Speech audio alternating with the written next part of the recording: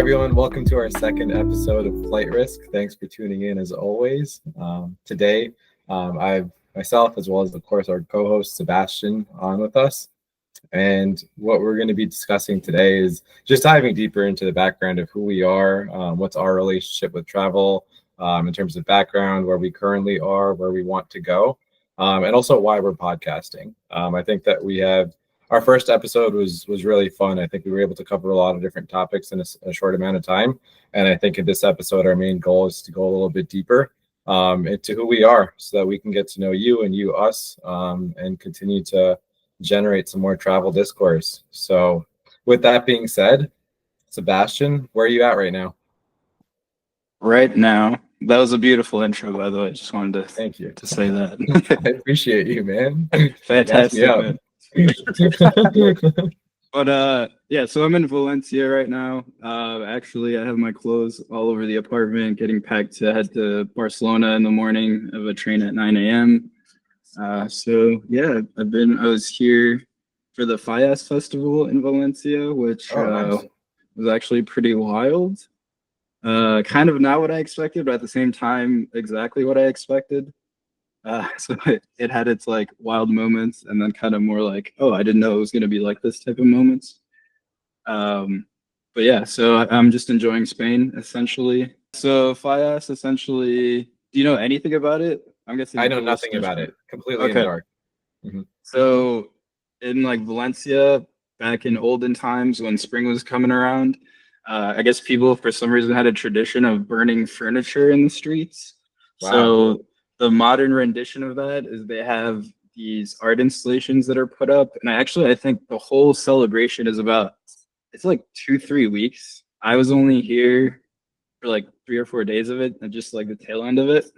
But so all over the city, you can keep walking, and there's these like art installations made out of wood, like all different sorts of themes. There's like ones for like smaller ones for kids that they burn like earlier in the night and stuff. But essentially, like the entire, it's kind of like it's almost like Mardi Gras, I would say. I would compare it most like Mardi Gras. Like people are out, having a good time on the weekends, fireworks, drinking.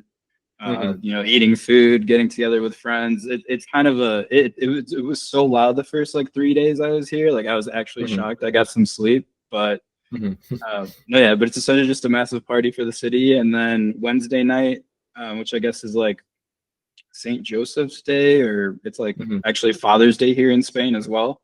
At night, pretty much once the sun sets, they start burning all the different art installations. So yeah, they just like light them on fire. It's all very like controlled. They have the fire department there when they start, and they're misting it with water and stuff. So it's still pretty wild, like a pretty wild concept to just be burning massive statues around the city. But no, it was really cool, and just getting a glimpse into that culture has been really nice. So yeah, I appreciated being out here for that. But I'm glad I only caught the tail end, because if it was like this for 2 weeks, I think it would have been a little bit too much for me. Because there's a lot of like people running around, tourists. And then it's so funny, like from Wednesday to Thursday, it was such a 180. Like it went from like so loud, people everywhere, to like very quiet. Like the weekends obviously are still a little bit busy, but other than that, it's quieted down a lot. So I'm kind of a fan of that. Yeah, I think there's only so much of that I'd be able to tolerate. It sounds fun, but also hectic.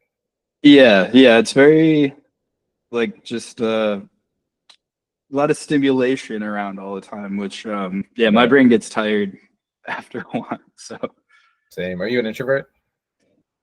I mean, that's the thing. That's a tough question for me, because I kind of flip-flop. But yeah, I definitely have my moods I get into where I am more of an introvert. And if I'm feeling more introverty in this situation, it gets a little bit tough for me. But were you in an introverted mood, or did you feel like you embraced the chaos?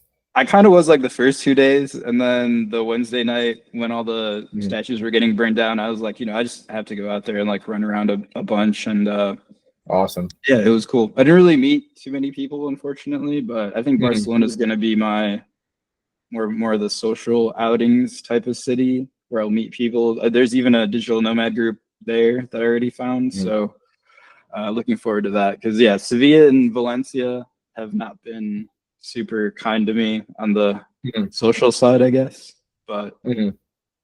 Yeah. working on it. No, it's tough. As we kind of talked about in the first episode, I feel like nomading and just community building or socializing, relationship building is just they're so inextricably linked that it makes such a it's kind of a make or break in your experience depending on how you're traveling. I know for you it's a big part of your experience, so I'm sure that Yeah. wasn't easy, but at the same time, Barcelona is such a hot spot.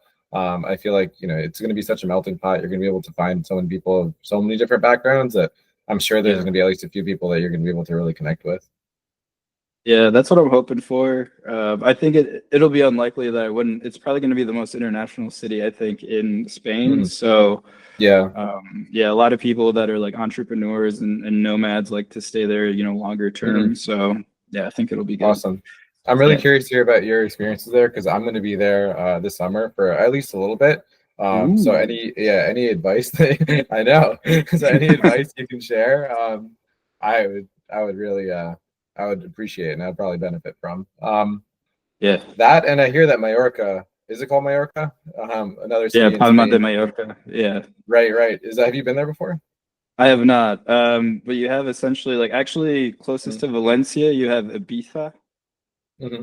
So that you could take like a ferry there from here, Mm-hmm. out on the Mediterranean, and then like a little bit past Ibiza, you have Palma de Mallorca, which is yeah supposed to be like a really nice Oh, vacation type spot.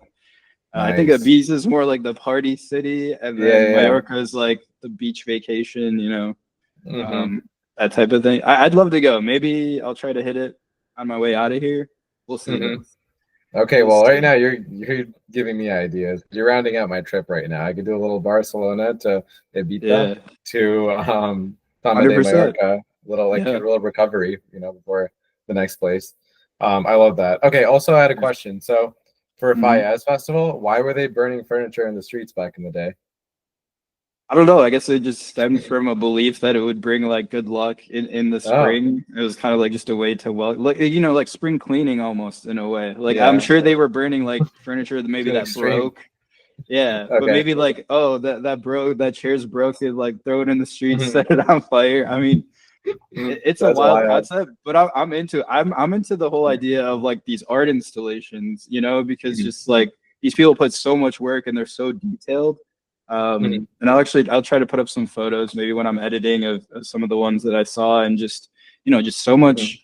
so much passion and Mhm. blood, sweat, and tears probably went into these art installations, and then Mhm. within 20-30 minutes they become ash, and it's just almost like very poetic in It is like poetic. Yeah, you in a know weird way. It's funny. Yeah, because like it reminds me of two things. Like one is like some cultures they say that breaking glass is good luck. Like I know my Mhm. culture does that because I Yeah, recently broke my aunt's nice bowl. yeah, And everyone was so happy. It's like, oh, it's good luck. yeah, But yeah, there's something, yeah, I don't know what it is. Something so special about how all that work goes into it and then it just disappears. It's just so different for me because for me, like all my journal entries and everything, I pretty much hoard all my pictures, my data, like everything I hoard. But I was dating a girl who would journal and then she would like rip up the page and like, throw it away or whatever. Mhm. And I don't know why, but I find it beautiful. Yeah. I mean, there's something about, I mean, just in general in life, sometimes things are all gonna fall apart, but then other Hmm. beautiful things show up anyway. So yeah, I think it's just indicative of that. And It's a really yeah, good way so to I look kind at of I was in my in my philosophical like spiritual connection with this like little process it. going on, Yo, spring coming around, I, not charging any crystals or anything like that though, but dude, but that's the next step for you. It sounds like you're on that no, trajectory. Oh, I don't bro, know. I once you don't get think back to so. Brooklyn, dude, your crystals are going to be charged whether you like it or not.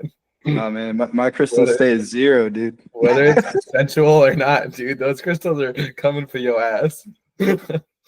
We'll see. We'll see. um, Um, that's really cool. I like that. It's kind of like detachment. There was a quote that some speaker was saying once where he was like, his like 10 like life philosophies or whatever, and one of them was being attached to nothing and connected to everything. So still, connect with it, make beautiful art, but not but still being detached from it. Like still having some kind of a stoic inner base. And That's what that reminds me of with shredding up a beautiful piece of art. Yeah, I mean, I think it's also just this concept of, do you, well, not do you want to get emotionally, do you want to get emotional about it, Because like, for example, if you create a statue or a piece of art and you get so emotionally attached to it, like, are you going to be able to create another one, Hmm. with like the same kind of Hmm. motivation and like creativeness, or like are you going to kind of live back in this like previous work that you did? And like if you destroy it, it's like now I'm more motivated to create this like Totally. next cooler piece of art or like more creative piece of art. So Yeah, I like that. That reminds evolving, evolving. that reminds me of have you seen The Last Dance on Netflix? I have not, but that's like the Michael Jordan.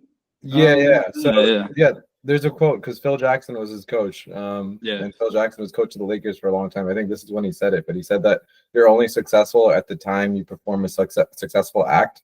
So I yeah, feel like that's relevant where it's yeah, like you have to constantly be motivated by the present. I still think you can still do that even while not burning down your art, but I guess there's yeah. something that forces you to stay in the present.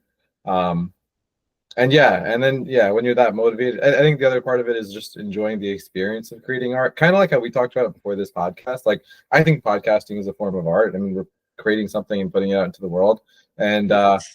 like kind of like we talked about. Like for me, I really would love to write. I'd love to be a writer. I enjoy it, but so, there's not like I enjoy the finished product of writing, but when it comes to the experience, I like it, but I like this so much, just the experience of podcasting. And I think Mhm. that there's something to be said about when you're creating anything, to just yeah, be motivated by the experience and not just the final product. So by burning your heart, that's another way to kind of stay locked in. Yeah, and I think if you're living in the moment a lot of the time, that's when your best work will, come about. At least what I've noticed, like with the creative work that I like to do. Mhm. Um, Which is I mean, I do photography also. Mhm. I mean, like that's the thing. So recently in Spain, I've been taking some fun photos, which I'm going to be posting because sometimes I take a break depending on how life's, going. Yeah, Sometimes I'm less ebb or and more flows, motivated, of but course, um, yeah, inspired. like in Spain, I definitely took some cool photos. So I'll be posting those and just like editing those. I always feel like, yeah, when like, I take the photos that I like the most when I'm kind of just like careless about it. Like if I Mhm. go out into the city and I'm like, I got to take a cool photo, like Mhm. it's so, I'm trying so hard. And then all the photos turn out like, I don't like any of these, but it's Mhm. usually when, I'm like running around a city.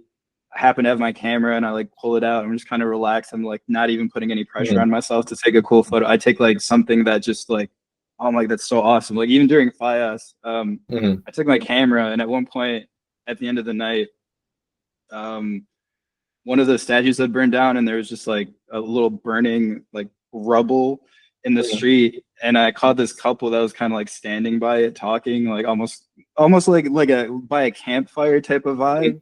And I like took a photo of them and like I really didn't think anything about it, but when I looked back on it when I was editing, I was actually like, I love this photo. Like I don't know That's why. awesome. Something about like, like 2 a.m. This couple just like it was kind of chilly that night. So, they're Mhm. getting some like warmth from this art installation that burned down. Like That's there's beautiful. something beautiful So about it. Yeah. poetic, Just like, man. yeah. Dude, So one thing I'm learning about art is that so much of art is not just the objective piece of art, but it's the meaning that you kind of place onto it. yeah, And that's such a beautiful, yeah, just the way you describe that. It's just every piece of art is kind of like a little mini story. And yeah. sometimes like a story is as short as a sentence could be so profound and so impactful. Just like, yeah, just a moment like that. So deep. I remember I met someone in San Diego who he was studying computer science for like 4 years and he's finishing it out just because he's in his last semester, but halfway through Mhm. he took a glass blowing class and he decided to pursue that to the end. Nice. And there was some installation that was so weird, so wacky, so wonky. There was just like a tiny piece of glass in it, but besides that there was a projector and these just little pieces of metal that were shaped in a certain way to provide a certain silhouette. And if you looked at it you'd be like, what the, I, I now realize that you're going to bleep out these words, so I don't want to get bleeped out too often. But you're like, what the heck is that? It sounds trashy, man. I didn't know you're going to bleep me out like that. I mean, you don't want to be bleeped out. I'm trying to keep it No, no, PG no, for the no, for the no. younger listeners, For the youth travelers. there's probably like 15, 16-year-olds that are like so stoked to be like, maybe I can travel the world one day and work remotely, you know? To be like you, to be like me. That's not what I'm saying. I No, mean, I'm kidding. I mean, I don't be guess like me, the shoe, kids. Don't be like me. Maybe be like if the Hans. shoe Like, fits. don't be like me. I'm No, kidding. I wish. The goal is to be role model. Don't over there yet. Anyway, so this guy, you were just like, what the heck is that? And then the story you told me was so beautiful. I can't even nail down the specifics, but it was actually like it was an exhibit that was like dedicated to his girlfriend and kind of them being long distance Oh. and kind of like the light, I guess, was like the love and it travels through this piece of glass and like and how Oh, it reflects on the other side is like kind of just like communication from overseas and stuff. I don't remember, wow. Okay. but it was just so beautiful. And I was like, dang, bro. That's Like, awesome. I like yeah, that. his I'm into girlfriend was that. there. I was like, bro, wait till he shows you this. Like, because he didn't show it to her yet. It was like a big Oh, surprise or okay. something. I was like, oh Yeah. boy, you got to melt. Anyway, so I think I love that's that. really cute. I like what you said also about not putting too much pressure on art. I think I get so to the point where I don't even like write because it's just I put too much pressure on it. Yeah. But something I do that's more low effort is like I do take so many pictures, but I never look back at them because I assume they're kind of crap because I don't know about the technical aspects of photography or anything like that. And I'm just using my iPhone, which granted is probably more than enough in this age. But Totally. yeah, I don't really look at them, but now you're inspiring me to look back at the pictures and see what just, through my travels, Chicago, San Diego, New York, I want to see what, if there's any like, gold in the pile because I did read somewhere that there was like an experiment where there was a class and there was two parts of the class was divided into two parts and they each got separate instructions. One was photography class. One, their job was to take the best picture they could and develop it. That was their final project. And the other side of the class was told to take as many pictures as possible and then pick one and develop it. And while the students who were told to have just produced one final, they were both told to produce one final picture, but the students who were told to find the best picture, they actually their work was worse. They were trying so hard to take this perfect picture, and I guess maybe it's because of pressure, but also just numbers and repetition. Yeah. The people who took a bunch of pictures, their final piece ended up so much better. And I'm assuming that because there's so much volume, you take each picture less seriously. And I wonder if that played a part in them taking a better picture. Yeah, I mean, I did wedding photography for a while before the pandemic, and so on the weekends I would shoot weddings with this other guy. He would hire me out as like a co-photographer, and yeah, so like when you do weddings, man, like you're shooting like Yeah. tons. You're just because you Right, you have right, these that's how. moments that I mean, it's only gonna happen like when they're kissing during the ceremony, like. You can't get you to redo the first kiss, you can't like so when these things are happening, like you're just shooting off and then yeah, like out of Yeah. 10, 15 photos, hopefully you get one that just really just captures that moment in Mhm. just the right way. So yeah, I mean there's an element of luck to all that too. It's just kind of like the photographer's kind of just allowing hopefully the best scenario to get captured. And Mhm. that's part of the skill I think in that. But no, man, I think photography is just a great way to express yourself. And yeah, I think people using their phones and things like that. I've seen really cool Mhm.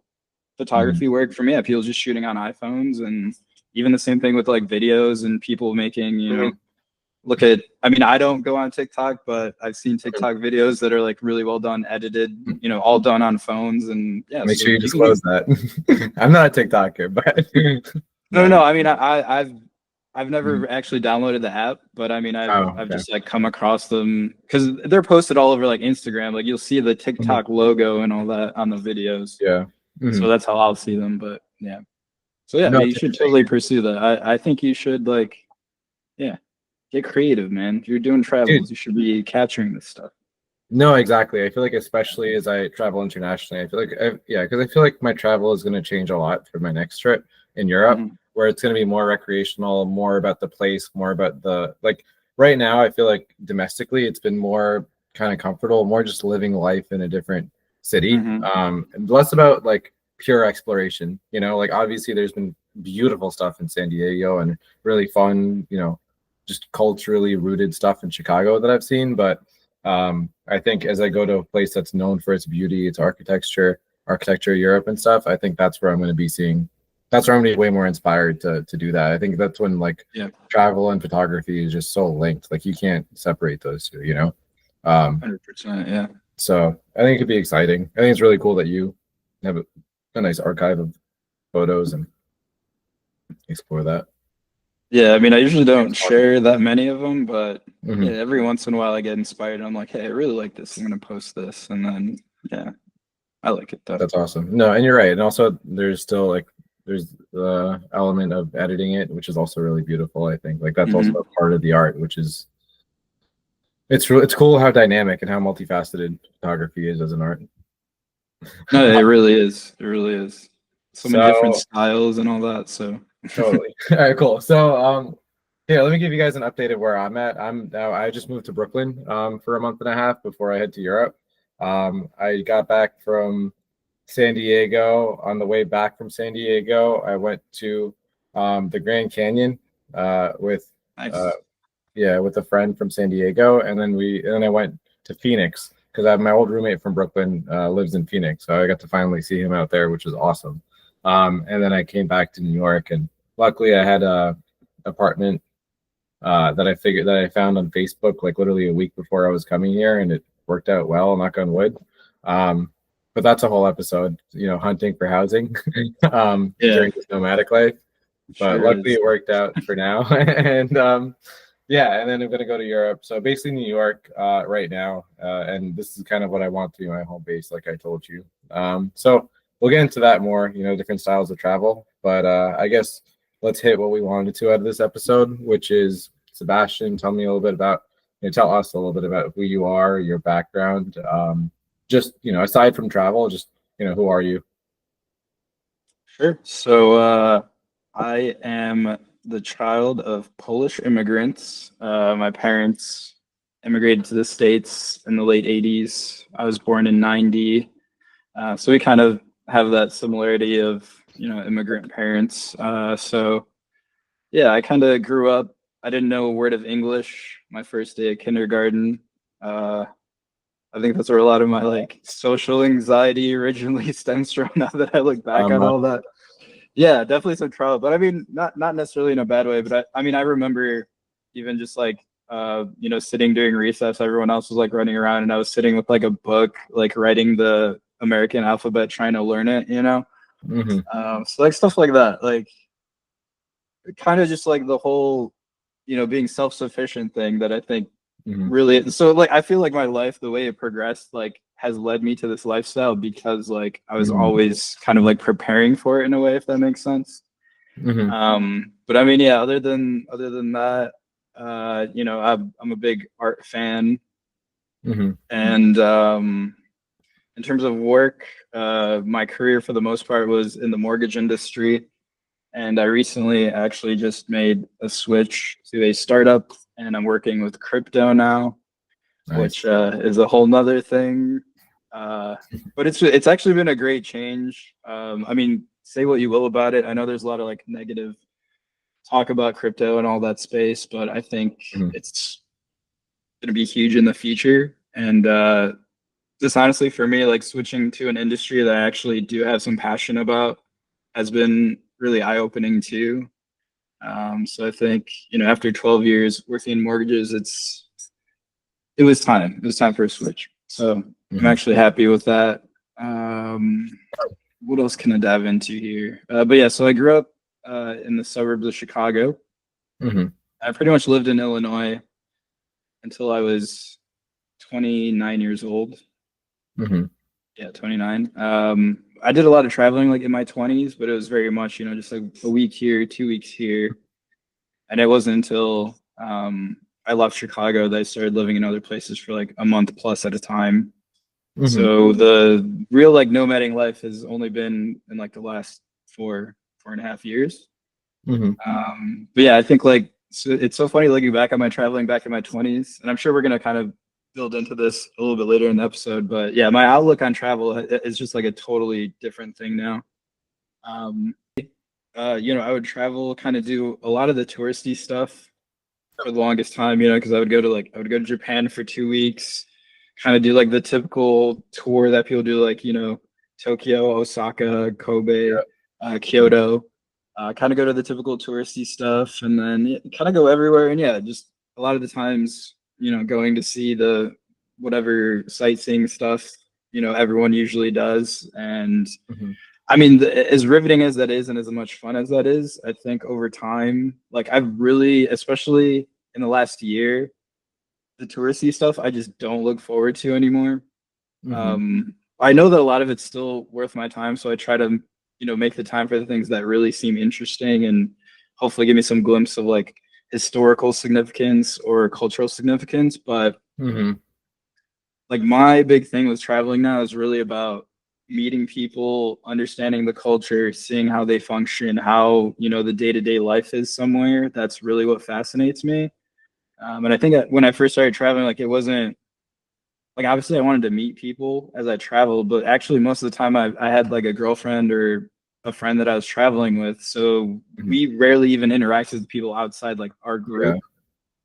And it wasn't until like I solo traveled more that, I would like go to a bar, grab a drink, talk to the person next to me, have a random person like comment on my shirt outside the bar or something, start a conversation. Like, and that's when I really started to fall in love with this. Like, I want to meet these people that like live such a different life for me. And then Hmm. ultimately, like that's brought me the most enjoyment out of Hmm. traveling. Um, and I almost feel like, I mean, for me, it's been a journey. It's not to say like, I'm not saying that people that travel for tourism or travel to go see the touristy stuff, I'm not saying that's wrong or anything like that. I Hmm. just think, like for me, it just doesn't give me fulfillment, at least anymore. It definitely used to. So I think like, yeah, everyone has their own, traveler journey though. Like everyone you meet's gonna have different reasons for why, they book a ticket to this different country and all that. So Hmm. That's awesome, man. yeah, That's helpful color. Yeah, that's really dope. my 2 cents on that. But yeah. So why don't you give us some of your background? Yeah, definitely. So just like you, my parents immigrated here. They came in 93. That's when my sister was born, and they had me 3 years later. But they went back to India, I think, for a citizenship perk, and also I think just so it was easier for my mom had more support and family there. Mhm. So I was born in 96 in India, but I moved here when I was like less than a year old. Um, I think that I don't know if I could fully relate to like I spoke English growing up, so it wasn't that aspect of it. But I also know that I think in hindsight, I was very Indian compared to my peers, even though I grew up in a pretty Indian part of New Jersey. So I think there Mhm. was a little bit of a weird cultural kind of gap. And I think like I was a little bit like almost self-hating about it for a bit because I always wanted to be like I hate to say it, but yeah, I wanted to be like the white kids, like the ones who are like cool or like the ones who are more like I don't know, like could relate to the teachers better and stuff like that. So Mhm. definitely I think yeah, that was an interesting part of my upbringing was feeling a little bit different. Um especially as once I changed schools and I was in a school where I was like one of only two like brown kids in the class. I think that kind of exacerbated that just because I'm thinking about that because of your your story about your growing up and it Yeah. probably wasn't as stark, but I can totally see how that could make a difference in how you grow up and how you feel about self-sufficiency because Yeah. and maybe it's for that reason or maybe it's something else. I guess I'm just kind of like thinking about this out loud. But yeah, I totally know what you mean. I think that there's something about being self-sufficient or maybe othering yourself or something that is very conducive to solo travel. I think for better or worse. I think like I'm at the point now where I can feel pretty like confident that I can make, a secure connection, and like build like a good friendship, a healthy relationship type stuff like that. But at the same time, I like that I have the ability to be independent, go out on my own, and uh, just yeah, I can enjoy my own company. Um, Yeah. and I think there's something really special about that, especially when you travel, because if you can enjoy your own company, you inevitably attract a lot of other people, and you create this fun little, world. Um, so I like that about travel. Here, let me talk a little bit more about myself, I guess, just like what else? No, what else? All right. So I work in finance. I'm trying to do a career change soon. That's a whole thing of its own. But But girls are looking um, for guys in finance though. Well, I'm sorry to them. There's me one less man in finance. All right, it's a tough market out there. They're I don't one know. a little bit less supply. Good luck to All them. good. One guy in finance, but I I don't know. I agree. feel I like agree. I feel like what I really want to talk about is just is this idea of like travel and why I'm so Mm, inspired by it. But I think it is about like just putting yourself in different environments. You learn so much about yourself. You meet such a different type of person, and I think what I'm most inspired by right now is I'm reading this book by Rick Rubin. I don't even remember what it's called. I think it's like the Creative Act or something like that. okay. And Rick Rubin, yeah, Isn't he a just producer or something? yeah, I think he's like a really famous producer, and He's a producer, yeah. yeah, and I don't know, I don't know if it's self-professed or if other people regard it too, but he seems to be like this like king of creativity, like just this guru of creativity. At least like I first heard about him on Andrew Huberman's podcast, where Okay.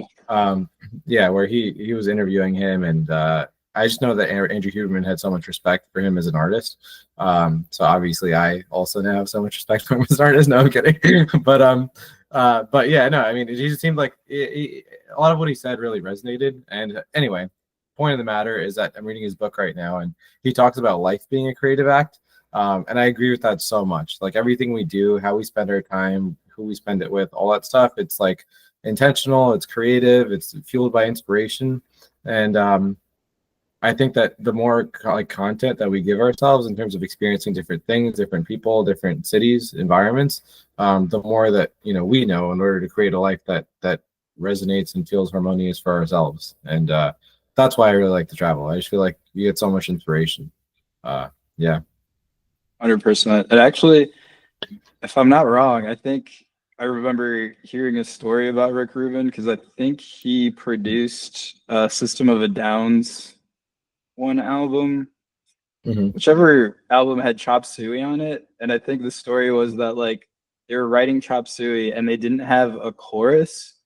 And I Hmm. guess Rick Rubin told Serge Tankian, the singer of System of a Down, to just go grab a book off the shelf and like open it to a random page and just point on the page somewhere. And Hmm. he happened to grab a Bible. And like so he took the Bible, like opened it and like put his finger down. And like now if you listen to the chorus, that's why it makes like no sense to the context of the song. But it's literally just something from the Bible that he's just like reading. But like it's such a good chorus, you know? So That's crazy. yeah, it's pretty wild. And just going back to the creativity, it's nice because that kind of like relates back to the whole art thing we were discussing. Hmm. But yeah, I mean, perfect example of how, yeah, I mean, traveling puts you in this situation where you do have to think on your feet. And, Hmm. sometimes you have to grab a book from the shelf randomly and like wing it? So Hmm. yeah, I think it's Yeah, I love that. So yeah, I think analogous. it's, yeah, a little bit, a little bit. No, I mean, I think, Oh, I can kill him. I just think like no, for me it's been such a massive journey and I know that even before I started the whole nomad thing, like I even look at myself from a couple of years ago and I'm not proud of all my behaviors and like who I was as a human and I think, Mhm. perpetually as I meet more people, I'm trying to be more empathetic, more like understanding of everyone, even the people that, might get under my skin. Um Mhm. I think that's ultimately been my goal, is to become a person that can contribute to this world because like the world's contributing to me by letting me experience it. Mhm. So Mhm. Absolutely. And I think that this, go ahead. no, I was just gonna say like I think that's the crux of it for me at least. So I'm hoping that like as you get more international travel, you'll probably have a similar experience to that. For sure. And even, I mean, in general, yeah, I think that's like, so that's part of, that's what feels so good. And I mean, like, I hate that I'm referencing Huberman so much, but he, He's gonna he talks sue about, us, man. he should be, dude, he should be like paying us if we're going to be Oh, that's getting all true. this Yeah. exposure. Name drop. But no, like one thing he talks about is like, this is the way I paraphrase it. I don't know if this is exactly what he's going for, but the way I paraphrase it is that like I guess the like epitome of health is when you're doing generative acts. like when you're creating something, you're producing something, whatever it is, even if like you're saying, like you're just doing something good for the world. So I am already very deeply motivated by that. And even I think that's what this podcast is for. It's for my, like we both talked about, we both get so much benefit out of just doing it for, you know, whatever reason you have, whatever reason I have. We can talk about that. I'd love to. But at the same time, yeah, I mean, ultimately I'd love to, like, you know, as we get better at this and we kind of know what people need and want, then, you know, hopefully, you know, we can help a little bit. Yeah, I mean, I think the ultimate goal is if anyone is looking to get into this lifestyle, hopefully we can provide more of like an unfiltered, well, yeah, because like, Real.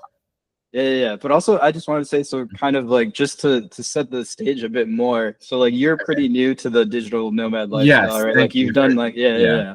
So you're in like maybe a year now ish. Yeah, let me talk about that. I think it's Yeah. really important for people to know. Yeah, and regardless, I guess it's like it's obviously important for people to know who we are. They're going to learn about that over time, but I think it's what's really important for the show is like let's let people know who, like, yeah, where we've been, who are we as the travelers. So for me, I was living at home in New Jersey for about 8 months before I started, or before I pulled the trigger and ripped it. And I think like I was so unhappy in New Jersey that I kind of needed an experience like that for me to just shake myself and be like, fuck it, we ball, because it's something I've always wanted to do is travel. And I just love the idea of a nomadic life. But there needed to be a catalyst. I had to be at home like for, it's like for a reason. And I was able to like knock that out. It was like, you know, for like, whatever, for like, you know, so basically I was able to take care of what I needed to take care of. And then that finally gave me like the freedom to be able to say, hey, like, all right, let's, you know, rip the Band-Aid off and just do it. So I remember like, I just knew this was for me, but I guess it's funny because it probably, you know, it's funny when I say, oh, I spent 6 weeks in Chicago. The reaction I get from people like you is, oh, cool, bro, you're such a nomad. You spent 6 weeks in Chicago. But from other people, I'm like, oh, they're like, oh, that's actually crazy. That's a long time. So it's funny. So for me, 6 weeks is like, that was like a real like ripping it, you know? Anyway, so all that's to say is like, I felt like I had to go straight to the, what I consider the deep end. I know for you, oh, cool, you went to Chicago, bro. No, but I've never said it that way. I've never said it that way. Okay. When the camera's on, Sebastian, Mr. Good old Sebastian, right? Midwestern guy. No, that was your reaction, and I probably said it sarcastically, though. I'm sure it was sarcastic. No, it was sarcastic in a way that was like, oh, you went to Chicago, bro. Oh, It's also because I know I have a tendency to be cockier off camera, and I think I provoked. okay. I was like dicking with you too. I remember the day you got back from, wherever you got back from when you moved to New York again, and we went to get pizza. Like after Korea, I think. Yeah. Yeah, it was after Korea, and like I remember we were just like prodding each other. And yeah, for some we're good that like we didn't get in a fist fight in the middle of Brooklyn or something, but because it was getting there. So anyway, I feel like if you were like ragging on me, it was probably justifiable. So I give you that. But anyway, so like so basically, I feel fortunate that right before I was in travel, I was in a pretty like not good spot mentally, which really helped me to go rip the Band-Aid off, go into the deep end, and then I feel like once that you have that first trip and you see who you are in a different environment, no matter how much like you know, like something is right for you, or you know how you would act under a certain circumstance. You never really know until you do it. And then it was so validating that my Chicago trip I felt went really, really well. I had such a good time. I felt so great doing it that I was able to know that okay, there's something here, and that's why my next trip in San Diego I was able to do for almost 3 months, or actually 3 months on the dot. And that's why I feel really excited for my next trip. So I basically wanted to just take a baby step. You know, New York to Chicago feels doable, and then San Diego was you know not too big of a step from there. And then you know just basically just do it in a kind of like methodical, kind of measured way, measured way, but at the same time, still have the aspiration of doing something more fun. Don't know what form that's going to take, but yeah. So that's where I'm at. I think that the three places I was most inspired by were Chicago, San Diego, and Europe, which I have in the summer. Yeah. Um, After that, I don't know what my travel is going to look like. I don't know if I want to be permanently out of the country because I realized in San Diego that I value so much having a home base, and I think it's because before I was traveling, I was in New Jersey and not Brooklyn. I didn't really have as much of a life there, so I felt even more of like an aching for like, oh, I want to build at least a home base that I could come back to for, social support, emotional support, just like a place that, I feel like I, actually live in. Yeah. So I think that that's something I want to spend a lot of time like building over the like after Europe. Mhm. And then I want to see like at that point, I think I'm always going to value some level of mobility and geographic flexibility. So I don't Yeah. know what that's going to look like, but I know that like after Europe, I'll spend some more time cultivating a home. So that's where I'm at in my travel. But overall, in the grand scheme of things, very new, I'd say, very, very spry. Yeah. What about you? Spry chicken. Spring chicken, baby. Yeah, I mean, just before I get off on that, Mhm.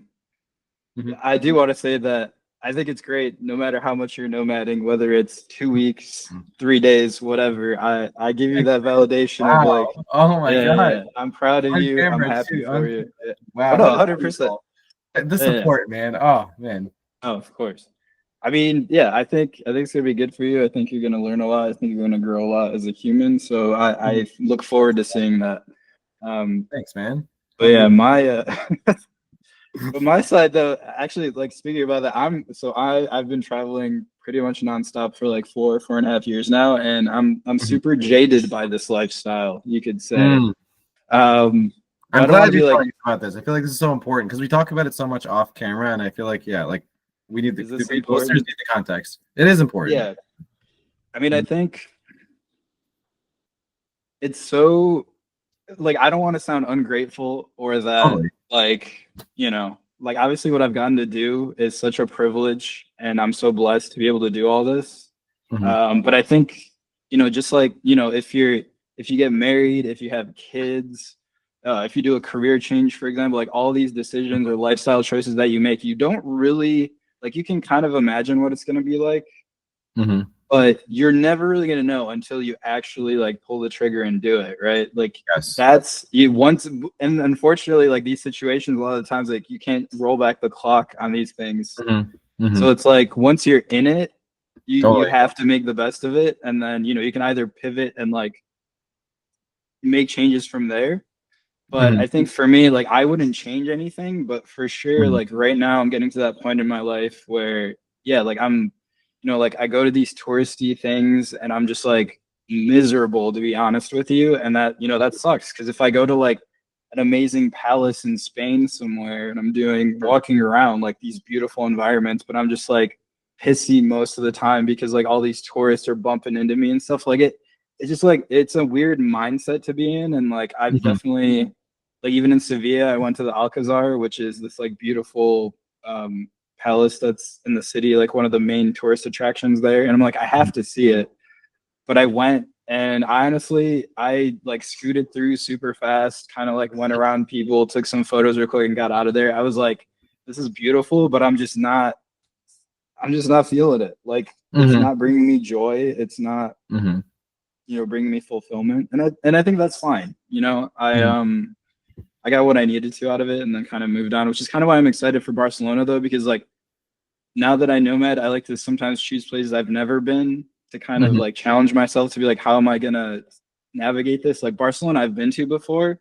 So it's Mhm. nice because I can kind of land there. I don't have any of this pressure to do touristy stuff. I can just Mhm. like let the city do what it's gonna do to me and then like Mhm. just go with the flow entirely, not have to worry about Yeah. like, oh, I need to book this tour or I need to book this Yeah. trip or like go across town for this, like my parents are gonna visit me for a week, so like I'll do some Oh, touristy stuff with nice. them. But yeah. Mhm. But I think that's gonna be cool because it's gonna be like I can introduce them to the city and it's Mhm. gonna be really nice. But yeah, I mean like I know I say I'm jaded, but it's not from like a negative perspective of it. I just think like this lifestyle now after 4.5, 5 years, it's put me through so much.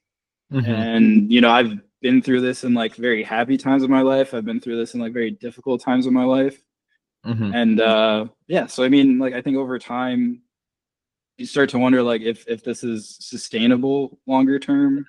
Mm-hmm. And so I guess I'm kind of at that Mm-hmm. crossroads of, do I keep doing this? Do I kind of switch to like, because people do the thing where they stay somewhere like 6 months out of the year and then Yeah. somewhere else 6 months out of the year. So you can like really, if you have the flexibility to do it, that's great. So yeah, it's just a matter of making that choice. But I mean, like kind of similar to you when you were in New Jersey. So I had only done trips around the States for the first like 2 years that I nomaded because Oh. the whole COVID thing essentially. So I did like New Orleans, New York, like rode my motorcycle to Denver. I did Nice. Nashville.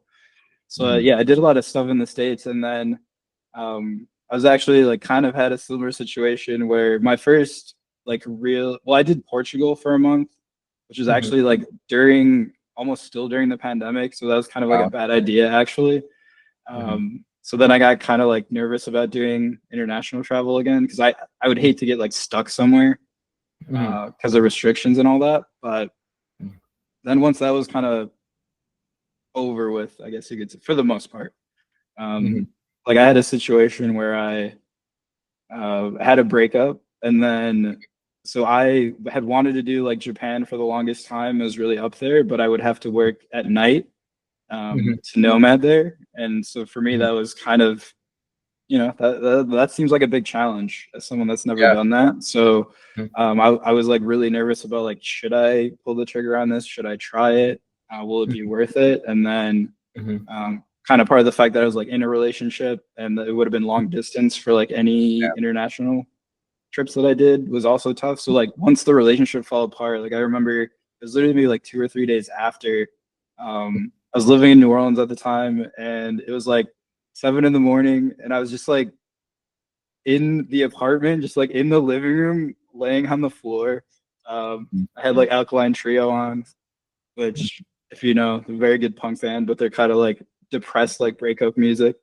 Um, and I'm just like staring at the ceiling, and I literally at one point like reached for my phone, and I found like a one-way flight to Tokyo Mm-hmm. that like I could book with the miles that I had at the time, and I booked it, and then like jumped on Airbnb, found an apartment, like literally like maybe it was like 7:10 a.m., and then by like 7:13 like I had booked like both, like it was very just like almost like my brain kind of was just like, That's you're doing crazy. this, like yeah, yeah, yeah.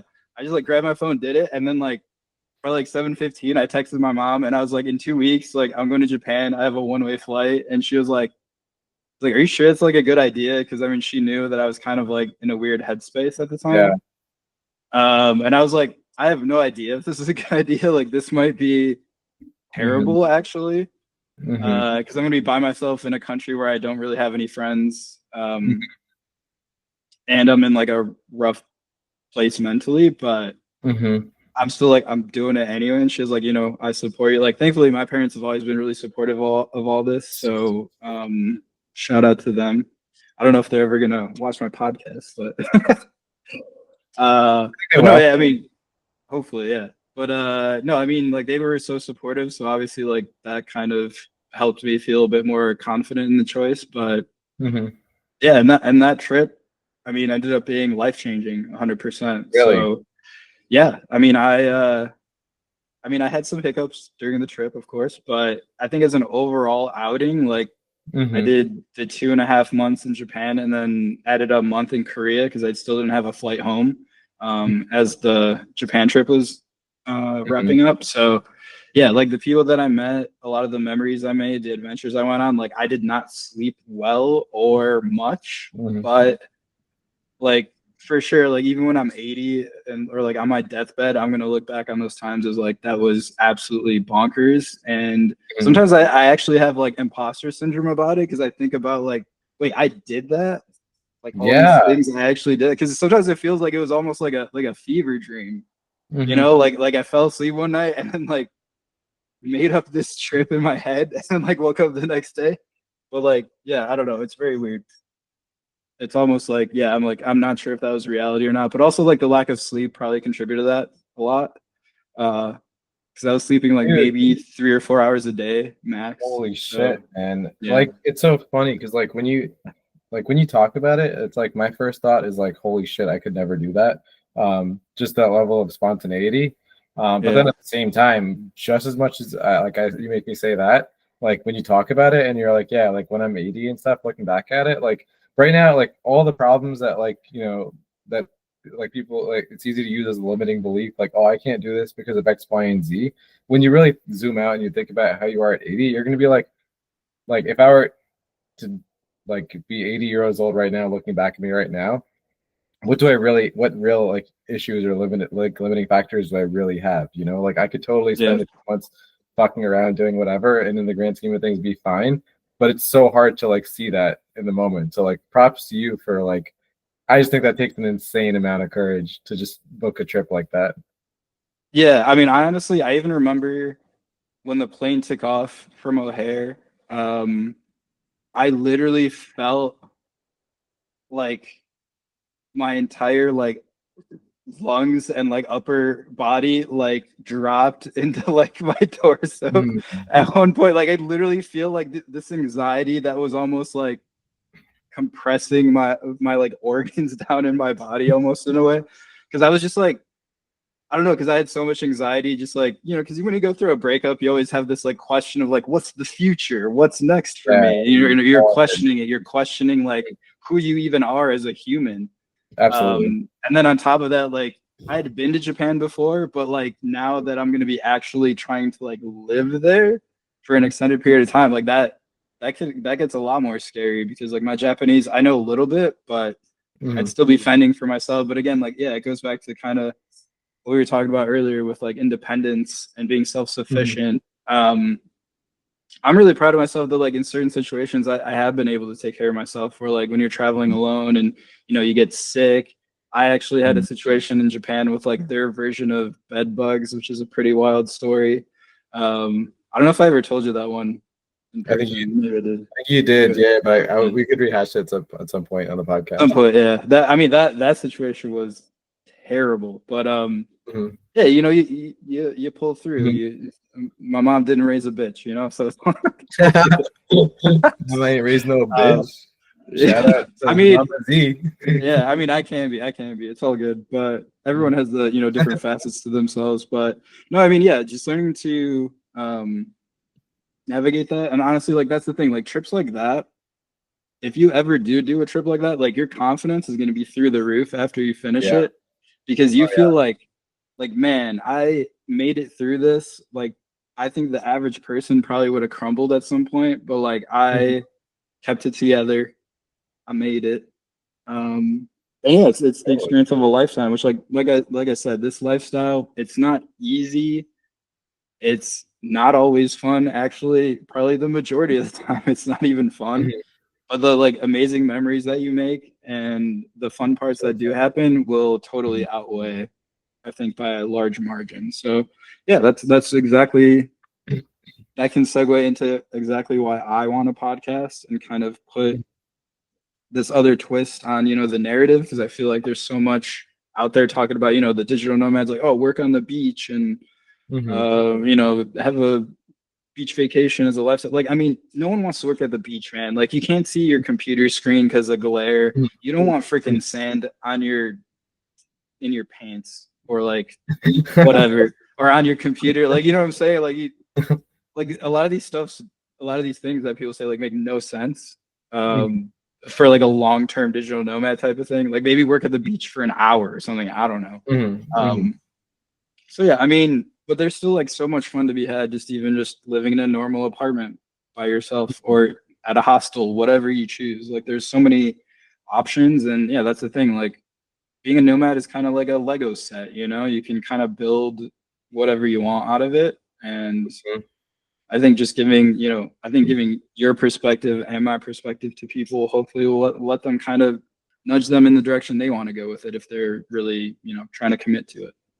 I'm excited for that. I think we both have so much to offer. I think that like as much as I try and like, build up the courage, I'm not the type like the Chicago trip I had planned for years. I was like literally like a year and a half ago, I was like, when I was interviewing for a job, I was like, do I have any level of flexibility with remote work? Like literally asked him, I was like, if I just wanted to go to Chicago for a couple months, could I do that? And he was like, no, unless there's a business reason, you can't do that. And luckily I was able to switch teams and make Chicago happen. So there was a lot that had to fall into place, but like everything, like all my, like San Diego was something that I had been thinking about for like months and months. So what I'm saying is, I think that we're like the way I do it, as much as I'd love to like take on a more like throw caution to the wind type approach. Like Yeah. I don't think that's who I really am.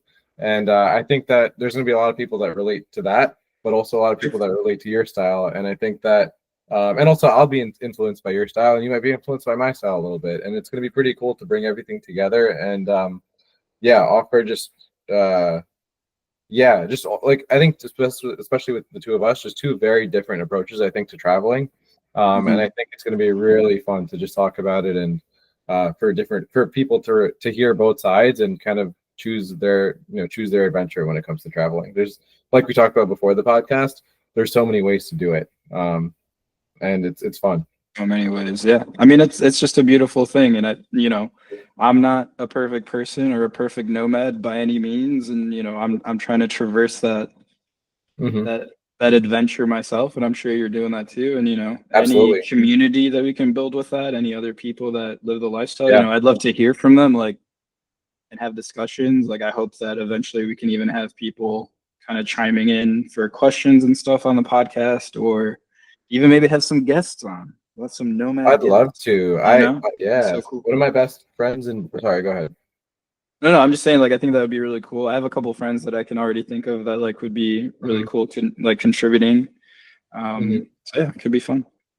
I agree, and yeah, as I think about the people that I know, as I'm still like learning more, like meeting more and more people who are living this kind of lifestyle, there's just so many different ways to do it. I mean, the way I'm doing it is so different from the way that you've done it, and the way that like my friend is doing it is so different from the way that both of us are doing it. And like I met someone else who kind of does like a year in each spot, and yeah, it's all different forms of nomading and traveling. And that's why I think that regardless of how we do it, I was more concerned about that before, but regardless of how we do it, I think there's traveling is broad enough where even if I am in a place for a little while or you are or however we do it, I think we both have this element of moving around and being free and learning about ourselves, which is ultimately what this whole thing is about.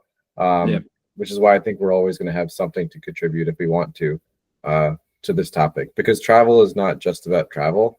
Travel is about exploring yourself, building community, learning about the world, and so much more. Yeah, I mean, it can paint a very detailed, massive painting, travel. But yeah, for everyone it's totally different. And yeah, I think people are totally gonna vibe with what we're putting out there. So nice. Cool. Well, with that being said, anything else to add before we sign off? No, I mean, I think that was great. I think we covered the topics we wanted to look into. But yeah, hopefully we'll be getting some more episodes rolling out soon. There might be a bit of a delay between like the first and second now, but yeah, we're figuring it out. Neither of us are podcast professionals, but we're trying here. So we do welcome any listener questions, feedback, anything really. I do think it's a great idea. Criticisms, yeah, constructive hopefully, but all are welcome nonetheless. And I think it'll be fun to bring some people on this, and I think we have a lot more to talk about and to offer. So I'm having fun. I hope you are too, and I hope 100%, yeah, the listeners are too. And with that being said, thank you all for joining us for the second episode, and we look forward to coming back with some more chat for episode 3.